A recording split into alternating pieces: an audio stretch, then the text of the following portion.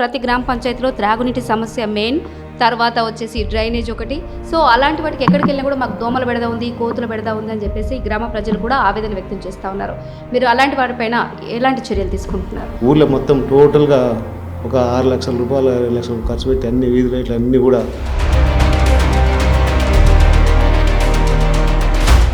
ఇక కోతులు అంటే అది జర రిస్క్తో పని, ఎందుకంటే పట్టుకోవడానికి కూడా కష్టం ఉంది. ఈ విద్యా వైద్యం గురించి మీరు ఎలాంటి కార్యక్రమాలు చేపట్టారు ఇప్పటివరకు? అంటే మీ గవర్నమెంట్ స్కూల్స్ని ఎక్కడ చూసినా కూడా ప్రతి గ్రామ పంచాయతీలో గవర్నమెంట్ బడులని ఎలా అయినా సరే మనం డెవలప్ చేయాలి అనేది ఒక ప్రధానంగా చూస్తూ ఉన్నాం. దానికి మీరు ఎలా కృషి చేస్తారు? మన ఊరు మన బడి కింద సెలక్షన్ అయింది. పాత బిల్డింగ్ కొంచెం చిన్నగా ఉందని చెప్పి కొలాప్స్ చేసి బిల్డింగ్ మొదలుపెట్టారు. పిల్లర్స్ లేవు స్లాబ్ లెవెల్ అయింది. ఇంతలో ప్రభుత్వం మారి ఆ స్కీమ్ ఈ ఫండ్స్ దానికి ఇస్తలేరు. పిల్లలు కూర్చోవడానికి సరిగ్గా జాగా సరిపోతుంది. 3 రూములు 5 క్లాసులు. ప్రజల సమస్యలు ఎలాంటి సమస్యలైనా మీ దృష్టికి వచ్చినప్పుడు వాటిపైన మీరు ఎలా చర్యలు తీసుకుంటారు? ఏదైనా గవర్నమెంట్ ఆఫీస్ సంబంధించిన బిల్డింగ్లకు జాగా మొదటి సమస్య ఉంది. పోలీస్ స్టేషన్ కూడా ప్రైవేట్ బిల్డింగ్, అంటే అది ఒక స్కూల్ బిల్డింగ్ ఉంటే పాతది, అందులో నడుస్తుంది. మనం ప్రస్తుతం అయితే గట్టుప్పల్ మండలం గట్టుప్పల్ గ్రామ పంచాయతీకి అయితే వచ్చాం. ఇక్కడ 99 రోజుల కార్యాచరణలో భాగంగా ప్రజాపాలన ప్రగతి ప్రణాళికతో చాలా అన్ని గ్రామ పంచాయతీలు అయితే దూసుకుపోతున్నాయి. అందులో కూడా మన గట్టుప్పల్ గ్రామ పంచాయతీ కూడా అభివృద్ధి పనుల్లో ముందుకెళ్తోందని చెప్పేసి చెప్పొచ్చు. ఇక్కడ సర్పంచ్ అభ్యర్థిగా వచ్చేసి మన నామని జగన్నాథం గారు అయితే గెలుపొంది అధికారాన్ని అయితే చేపట్టారు. వాళ్ళు ఎలాంటి అభివృద్ధి పనులతో గ్రామాన్ని ముందుకు తీసుకువెళ్తున్నారు, ఈ 99 డేస్ కార్యాచరణలో భాగంగా ఏమేమి అభివృద్ధి చేశారు, ఇంకా ఏం చేయాలనుకుంటున్నారు అనేది వారి మాటల్లోనే అడిగి తెలుసుకుందాం. నమస్తే సార్. సార్, మీ పేరు, మీ కుటుంబ నేపథ్యం గురించి, రాజకీయ రంగ ప్రవేశం ఎప్పుడు చేశారనే విషయాల గురించి మాతో. నా పేరు నామని జగన్నాథం. నా వయసు ప్రజెంట్గా అయితే 68 క్రాస్ అయినాయి. సుమారు 20-25 సంవత్సరాల క్రితంకి వెళ్ళి రాజకీయాల్లో తిరుగుతున్నాము. అప్పటికెళ్ళి నేను 2006లో, అంటే అంతకంటే ముందు కూడా మా దగ్గర చేనేత సహకార సంఘం దానికి అధ్యక్షుడిగా పనిచేశాము. స్కూల్లో విద్యా అకాడమీ చైర్మన్గా కూడా 3 సార్లు ఎన్నికయ్యాను. ప్రజెంట్ మధ్యన ఒక 2014 వెళ్ళి 18కి వెళ్ళి 23 మధ్యన మళ్ళీ నేను బ్యాక్ అయినా చేయలేదు, సర్పంచ్గా చేయలేదు. మళ్ళీ గ్రామంలో చాలామంది నెక్స్ట్ సర్పంచ్గా ఉండమని కూడా చెప్పడం జరిగింది. ఆ రకంగానే మొన్న పోయిన డిసెంబర్లో పోటీ చేయడం జరిగింది. భారీ మెజార్టీతో 870 మెజార్టీతో గెలిచాను.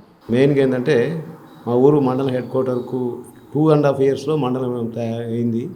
కానీ అన్ని రకాలుగా ఇంకా ఊళ్ళో ప్రభుత్వ భవనాలు అయితే లేవు, అన్నీ అద్దె భవనాలలో ఉంటుండ్రు. ప్రజెంట్గా ఒకటి గ్రంథాలయం దాంట్లో ఉన్నటువంటి దాంట్లో ఎండిఓ ఆఫీస్ నడుస్తుంది. ఒక ప్రైవేట్ బిల్డింగ్లో ఎంఆర్ఓ ఆఫీస్ నడుస్తుంది. గత 6-7 నెలల క్రితం ప్రాథమిక ఆరోగ్య కేంద్రం జాగా చూపించడం, అది నిర్మాణం కూడా పూర్తిగా వస్తుంది. ఇంకో 2 మంత్స్లో ఓపెన్ కూడా అయ్యే అవకాశం ఉంది. అంటే అది మేము సర్పంచ్ కాకముందుగా స్టార్ట్ అయింది. ఇప్పుడు ప్రజెంట్గా మేము వచ్చిన తర్వాత మాత్రం గ్రామంలో ఒక 20 లక్షలతోని ఒక 2వ వార్డు 12వ వార్డులో ఉన్నటువంటి ఏరియాలో 20 లక్షలతో సీసీ రోడ్లు నిర్మాణం చేసాం. తర్వాత ఇక గవర్నమెంట్ ఇప్పుడు ఈ 99 రోజుల ప్రణాళికలో భాగంగానే ఇచ్చినటువంటి ప్రకారంగా ఫస్ట్ రోజు మేము ఏంటంటే గ్రామంలో సమస్యలు ఏమున్నాయి, ఏం సంగతి అని తెలుసుకోవడానికి వార్డు సభ్యులు, సెక్రటరీ అందరం కలిసి ఊరంతా అన్ని బజార్లు తిరిగి మెయిన్గా ఉన్న ఇబ్బందులు ఏంటివి, ఏం సంగతి అనే విషయాలు కూడా సరే మాకు తెలిసినప్పుడు కూడా ప్రభుత్వం విధానం ప్రకారం మనం అన్ని గ్రామం మొత్తం తిరిగి సమస్యలు ఏంటి ఉన్నాయి, ఎక్కడ రోడ్లు అవసరం ఉన్నాయి, ఎక్కడెక్కడ ఏమి ఉంది, ఆ విషయంలో అన్ని పరిశీలన చేసుకున్నాం. అన్ని విషయాల్లో పరిశీలన చేసి ఒక్కొక్క రోజు ఇచ్చిన సిస్టమ్ ప్రకారంగా నడిపిస్తూ ఉన్నాం. ఇప్పుడు ప్రజెంట్గా ఇంకా ఈ మధ్యన 15th ఫైనాన్స్ అనే అమౌంట్ రిలీజ్ అయినాయి. అవి వాటిని ఏ రకంగా ఖర్చు చేయాలని. ఇంకా గమ్మత్ ఏంటంటే వచ్చిన దాంట్లో ఇప్పుడు ప్రజెంట్ వచ్చిన భాగంలో ఎక్కువ భాగం గతంలో పేమెంట్ ఇవ్వాలని చెప్పి గవర్నమెంట్ కూడా ఇన్స్ట్రక్షన్ పెట్టింది. సరే, దానికి కూడా కొంచెం ఆలోచన చేస్తున్నాం, అసలు ఏమి ఇవ్వాలి, అందులో ఇచ్చేటివి ఏమి. ఎందుకంటే గవర్నమెంట్ ఇన్స్ట్రక్షన్ ప్రకారంగా ఏ దానికి ఎన్ని ఖర్చు పెట్టాలని నిబంధనలు ఉన్నాయి కాబట్టి దాన్ని కూడా ఆలోచన చేస్తూ ఉన్నాం. అది చేసి సరే వాటి లెక్క ప్రకారం ఖర్చు చేస్తాం. మిగతా అమౌంట్ మేము వచ్చిన తర్వాత వచ్చేటువంటి పనులకు మేము కూడా తీసుకోవడం అవకాశం ఉంది. మ్యాక్సిమం మేము రాగానే ఊరు మొత్తం గత 2-3 ఏళ్ళకి వెళ్ళి ఊళ్ళో సర్పంచ్ లేకుండా స్పెషల్ ఆఫీసర్ పాలన ఉంది కాబట్టి టోటల్గా ఎక్కడికక్కడ అభివృద్ధి నిలిచిపోయినాయి. మెయిన్గా అయితే పారిశుద్ధ్య విషయంలో అంటే ఊళ్ళో కంప చెట్లు పెట్టడం, మురుగు కాలువ సాగు చేయడం అనేది జరగలేదు. రాగానే మొత్తం జేసీబీలు పెట్టి ఊరు మొత్తం మ్యాక్సిమంగా కంప చెట్లు అనేది లేకుండా చేసినాం. ఊళ్ళో మొత్తం టోటల్గా ఒక 6 లక్షల రూపాయలు 5 లక్షలు ఖర్చు పెట్టి అన్ని వీధి లైట్లు అన్నీ కూడా ఐమాక్స్ లైట్లు కూడా చేసినాం. ఎందుకంటే గత 2 సంవత్సరాలుగా ఐమాక్స్ అసలు నిర్మాణం చేయలేదు. అవన్నీ కూడా ఐమాక్స్ లైట్లు వేసాం. ఊళ్ళో ఒక 120 బల్బులు కూడా వేసి ఊళ్ళో లైటింగ్ కూడా వ్యవస్థ మంచిగా చేసాం. మెయిన్గా ఇక పున్నది ఇప్పుడు ఊళ్ళో డ్రైనేజ్ సమస్య, తర్వాత సీసీ రోడ్లు ఇంకా చాలా వేయవలసిన పని ఉంది. వాటి కూడా ఈ 15th ఫైనాన్స్ కాకుండా ఇంకా స్పెషల్గా ఎక్కడికి రావాలను ఎమ్మెల్యే గారిని ఎస్డీ పనులను ఇంకేదైనా వాటితో శాంక్షన్ చేయించి వచ్చే ఈ 5-6 నెలల్లో మళ్ళీ సంవత్సరం లోపల మ్యాక్సిమం ఎక్కువ భాగం ఊళ్ళో రోడ్లు చేయాలి. డ్రైనేజ్ వ్యవస్థ కూడా మంచిగా చేయాల్సిన పరిస్థితి. ఏదైనా గవర్నమెంట్ ఆఫీస్ సంబంధించిన బిల్డింగ్లకు జాగా మొదలు సమస్య ఉంది. పోలీస్ స్టేషన్ కూడా ప్రైవేట్ బిల్డింగ్ అంటే అది ఒక స్కూల్ బిల్డింగ్ ఉంటే పాతది, అందులో నడుస్తుంది తాత్కాలికంగా. ఎంఆర్ ఆఫీస్ అంటే రెంట్కే నడుస్తుంది.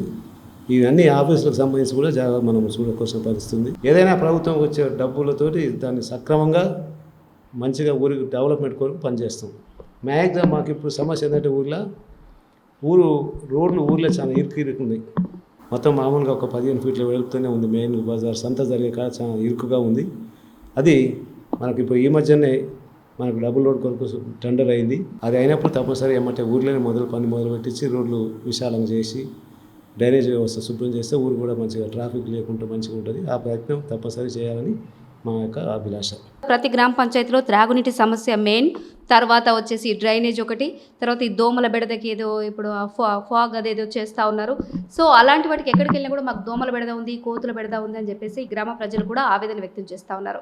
మీరు అలాంటి వాటిపైన ఎలాంటి చర్యలు తీసుకుంటున్నారు? మేడం, ఇంకా వాస్తవానికి ఇప్పుడు ఏదైతే ఫ్యాగింగ్ అయితే చేస్తూ ఉన్నాం, మెయిన్ ఏంటంటే ఊళ్ళో ప్రధాన సమస్య ఇప్పుడు కోతులది ఒకటి పెద్ద సమస్య ఉంది. తర్వాత కుక్కలది కూడా కరుస్తున్నటువంటి విషయం చాలా మంది ఇబ్బంది పెడుతూ కుక్కలను పట్టే ఎట్లా అని చెప్తే ఈ మధ్యనే ఒక నెల రోజులు బిఫోరు ఒక 250 కుక్క పిల్లలు పట్టించి దూరంగా వదిలిపెట్టి వచ్చినాం. సరే అదే తర్వాత ఎక్కడ పోతాయేమో కానీ 250 కుక్క పెద్ద చిన్న అన్నీ కలిసి ఊళ్ళకి వెళ్ళి డార్కన్ చేసాం.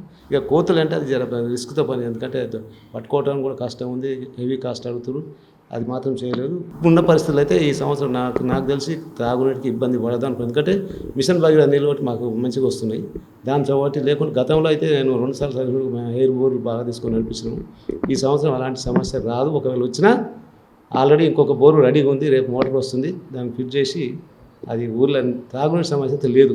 ఈ మధ్యనే నారాయణపూర్కి వెళ్ళి కట్టుకోల ఇట్లా తేట్పల్లి దాకా డబుల్ రోడ్డు మంజూరు అయింది, టెండర్ అయిందని చెప్పిండ్రు.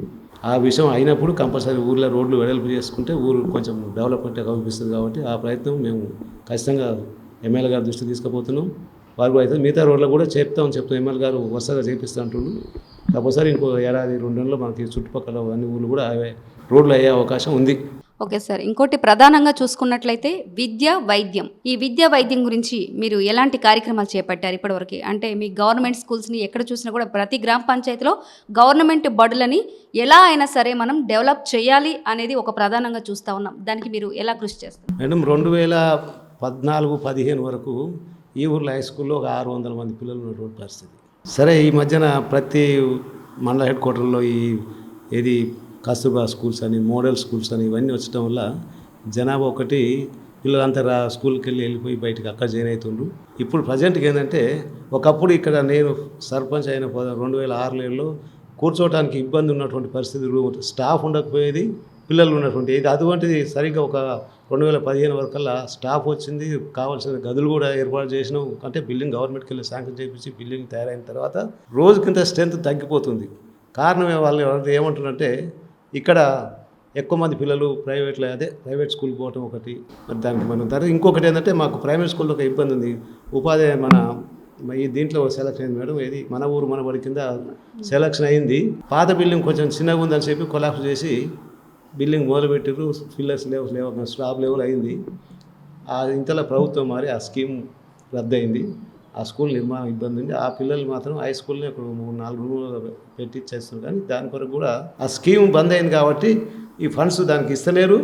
దాని మీద నిర్మాణం చేయడానికి అవుతుంది. అది కూడా ఆ విషయంలో ఎమ్మెల్యే గారి దృష్టి తీసుకుపోవచ్చు. మరి ఎట్లా మా స్కూల్ ఇబ్బంది అంటే సార్ గారు వేరే మామూలుగా ఇప్పుడు మండల హెడ్ క్వార్టర్లో పెద్ద స్కూల్ కడుతున్నారు కదా, ఇంటిగ్రేటెడ్ స్కూల్ లేక మీ ఊరికి మండల హెడ్ కూడా అలాంటి ఏర్పాటు చేద్దామంటుంది. కానీ దాని కొరకు కొంచెం అది అయిందాక ఈ పిల్లలతో ఇబ్బంది, ప్రైమరీ స్కూల్కి ఇబ్బంది ఉంది. ఇక్కడ శాంతి భద్రతలు కానీ లేక ప్రజల సమస్యలు ఎలాంటి సమస్యలైనా మీ దృష్టికి వచ్చినప్పుడు వాటిపైన మీరు ఎలా చర్యలు తీసుకుంటారు, ఈ శాంతి భద్రతలను ఎలా కాపాడుతారు? మెయిన్గా ఆదర్శ గ్రామం అంటే గ్రామంలో వాతావరణం మంచి వాతావరణం ఉండాలి. అంటే చెట్లు నాటేయాలి, పరిశుభ్రంగా ఉండాలి. తర్వాత వాటర్ సప్లై అయినా సరే, డ్రైనేజ్ సమస్య సరే, ఇంటింటికి మరుగుదొడ్లు ఉండాలి. ఎవరు కూడా మరుగుదొడ్డికి బయటకు వెళ్ళడానికి వీలు లేకుండా ఇలాంటి సమస్యలకు ఎక్కువ ఫోకస్ చేయాలి. అలాంటి చాలా మందికి మరుగుదొడ్లు అన్నీ ఉన్న ఏర్పాటు అయినట్టేను. ఎక్కడో అక్కడ కొత్త కొత్త ఇళ్ళు కడితే లేకపోతూ నాకు తెలిసి ఒక 5% కంటే ఎక్కువ ఉండరు ఈ ప్రజెంట్గా. వాళ్ళు కూడా బయటకు ఎక్కడ ఓపెన్ మాకు తెలుస్తలేదు. కొత్తగా ఇళ్ళు కట్టిన వాళ్ళు ఉంటే వాళ్ళకి కూడా మేము గవర్నమెంట్ ఇచ్చే స్కీమ్ కింద ఎలాగ చేస్తాం. వీరాని కాడికి మిగతా కార్యక్రమాలు ఏదైతే మనకు కావాల్సిందో మ్యాక్సిమం వాతావరణం మంచిగా ఉండాలి, చెట్లు ఉండాలి. కాబట్టి వీళ్ళకు మనం ఊర్లలో ఇచ్చే కాకుండా రైతులందరినీ కూడా రేపు మధ్యాహ్నం మీటింగ్ పెట్టి వాళ్ళు మ్యాక్సిమం ఏంటంటే రైతులు చెట్లను తీసేస్తారు ఎక్కడికక్కడ. అందుకే పంట పొలాలకు నీరు వచ్చి పంట అయితే లేదని చెప్తారు. కాబట్టి వాళ్ళకు బాగా అవగాహన కల్పించి ఇక ఇప్పుడు పెట్టే చెట్లైనా కొంచెం పెరగటానికి వాళ్ళ వంతుగా సహకారం ఉంటూ మా వంతుగా మేము చేసే ప్రయత్నం చేస్తాం. చూశారు కదండి, మన నామని జగన్నాథం గారు తన గ్రామాన్ని నేను ఎలా అయినా సరే నా వంతు కృషిగా నేను నా గ్రామ అభివృద్ధిని చేస్తూ నేను ముందుకెళ్తానని చెప్పేసి చెప్తా ఉన్నారు.